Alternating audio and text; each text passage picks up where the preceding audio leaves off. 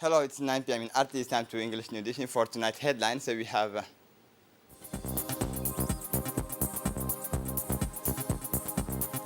the working visit of the French Chief of Staff.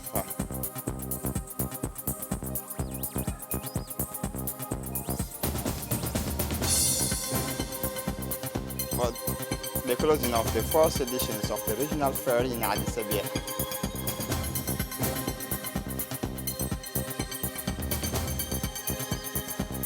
For the international scene, Democrat retains control of Senate after crucial win in Nevada victory in Nevada.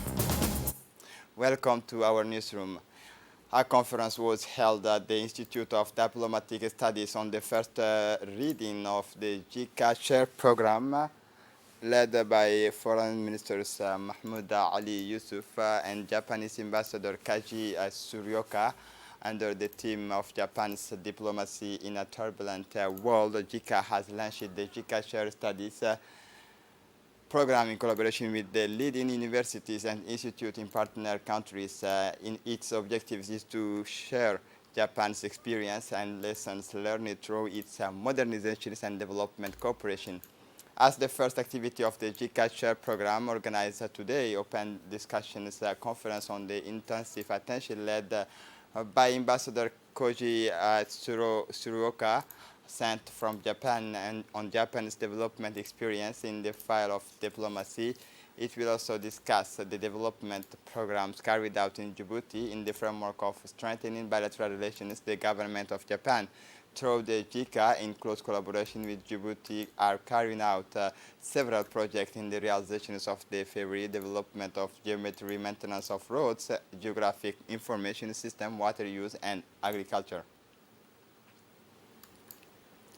For his part, the Minister of Foreign Affairs and International Cooperation, Mahmoud Ali Yusuf, said that it is an honor for me to participate among you for this important conference, which is devoted to Japanese diplomacy in the world.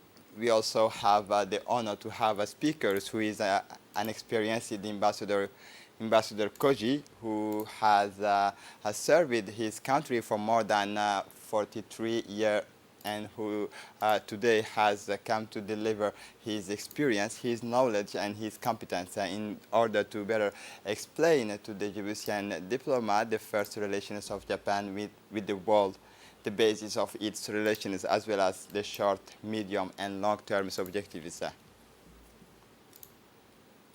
The Minister of Defense in charge of the relation with the Parliament, His Excellency Hassan Omar Mohammed, as well as the Army General Zakaria Sheikh Ibrahim, Chief of the General Staff of the Armed Forces, received this morning the French Chief of Staff, Army General Thierry Burkhard, at the officers' Hotel Hassan Bassouma of the Directorate of International Relations of the Djiboutian Army.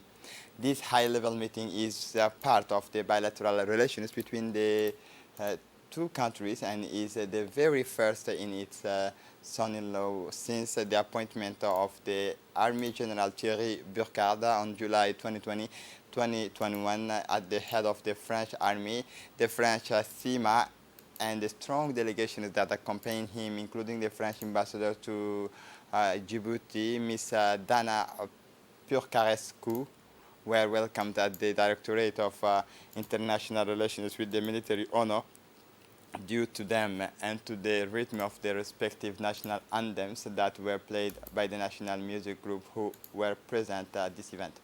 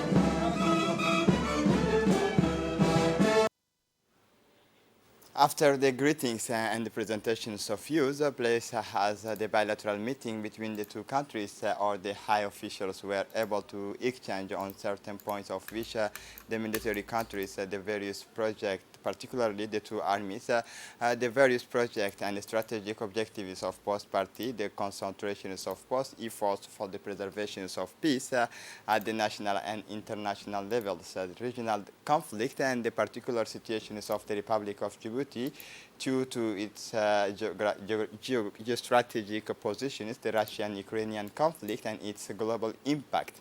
The French Chief of Staff took this opportunity to share his feelings of solidarity with Djiboutian brothers in arms who have disappeared and those who have fallen in combat following the Garabtisan attacks, and offer the possible assistance of the French side in providing intelligence support. Finally, the two parties thanked each other and expressed their satisfaction with the excellent relations between them.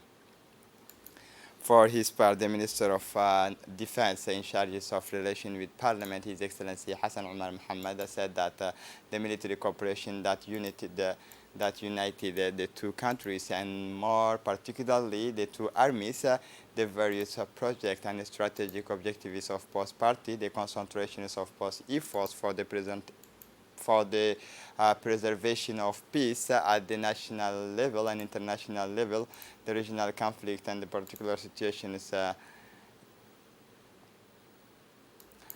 Once the discussions were over, the group Harbi was able to animate the event with a special song. The meeting continued with the exchanges of gifts between the Minister of Defense and the SEMA, and then between the two military counterparts. Finally, these meetings will finally end with the traditional commemorative photo that will immortalize the moment.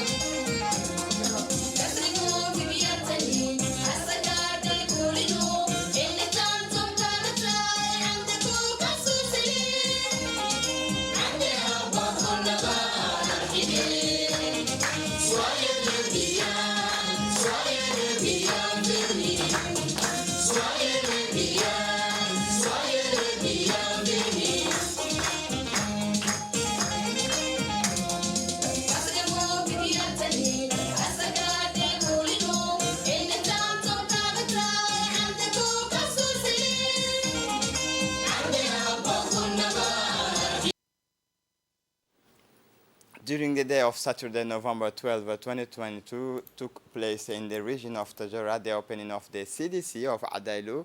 Upon arrival in the locality of Adailu, the Minister of Youth and Culture, Dr. Hibo Mumin Asowe, accompanied by the Secretary of State in charge of investment and development of the private sector, Ms. Safiya Muhammad Ali Gadile, the Honorable Member of Parliament, Uma Muhammad Hamid, the Prefect of Tajura, Hassan Dabale Ahmed, the President of the Regional Council, Umar Hussein Umar, were welcomed with the enthusiasm by the population of this locality of the great regions of Wi'ma.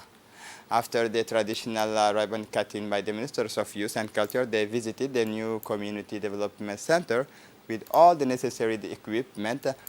During the meeting with the Adaili people, the President of the Regional Council testified of his satisfaction for the inauguration of this new CDC, which answers the promises made by His Excellency the President of the Republic to the inhabitants of Adailu and the elders and young people of the region.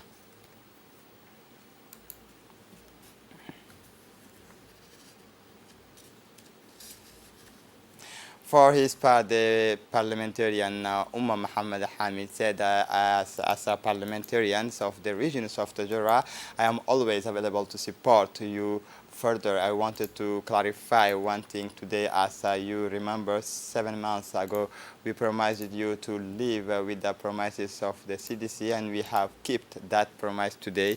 And our objective as a parliamentarian is to follow the promises and the decisions of the ministries in order to satisfy the population. And this is already realized, and we thank him more. And we also thank the inhabitants of Adailu who have supported the project with the open arms. This proves that you are aware that this is your good and that of your youth.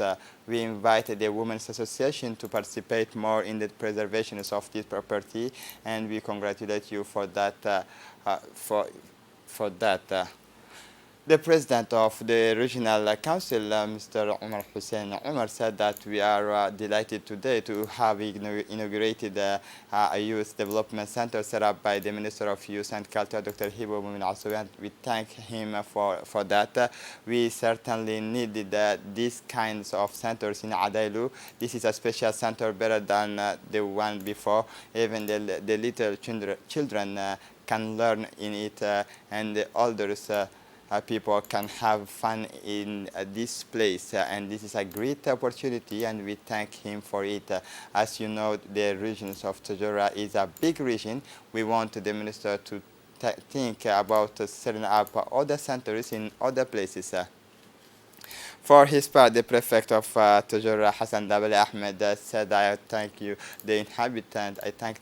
inhabitant of Adailu, especially all young and women who welcome us warmly, and to set up these centers. The Minister of Youth had thought that the locality of the region is just like Tajura city. She planned it for a year and a half.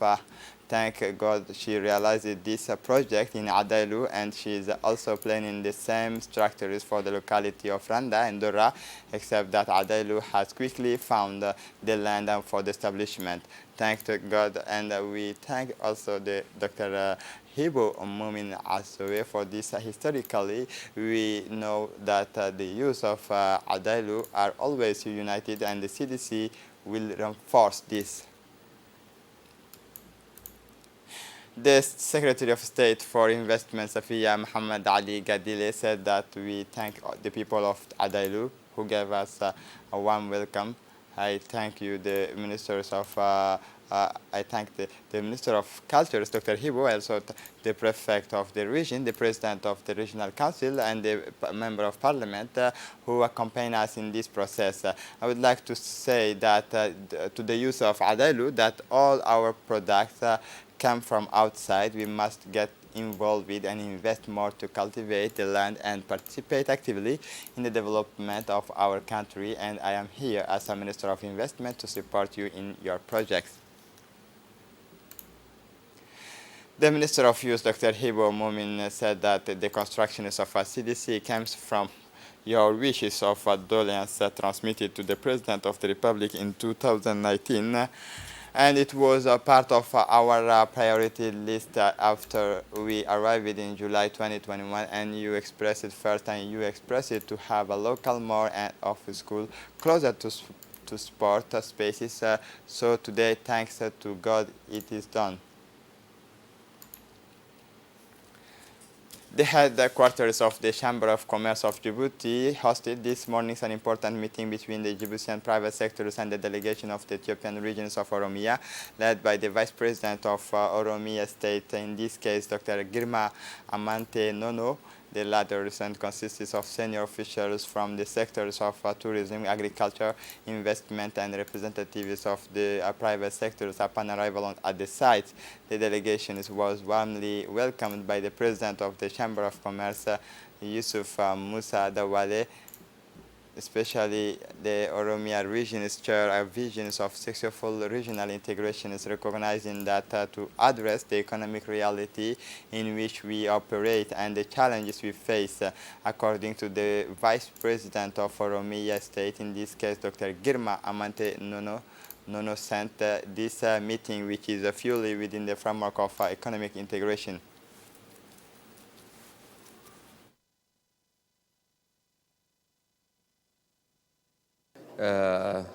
my delegation from Ethiopia, particularly from the Oromia regional state, is really grateful to the Djibouti Chamber of Commerce for arranging this business to business and government to business relationships here in Djibouti. As you all know, in Djibouti and Ethiopia, we share communities, we share cultural and historical relations. We have already a lot of investment on the infrastructure, like the railways, the road infrastructure, power. But now we have to maximize really the benefits of our people on both sides by strengthening the existing business to business, investment, trade, and tourism relationships. So the objective of this visit is more to strengthen the existing relations. There are business to business relations already, people to people relations already, and of course to identify some new opportunities and potentials where we can again create new opportunities and businesses for our people. So that is the objective of the whole. For his part, the president of the Chamber of Commerce, Yusuf Musa Dawale, said that sharing our visions of successful regional integration is recognizing that to address the economic reality in which we operate and the challenges we face.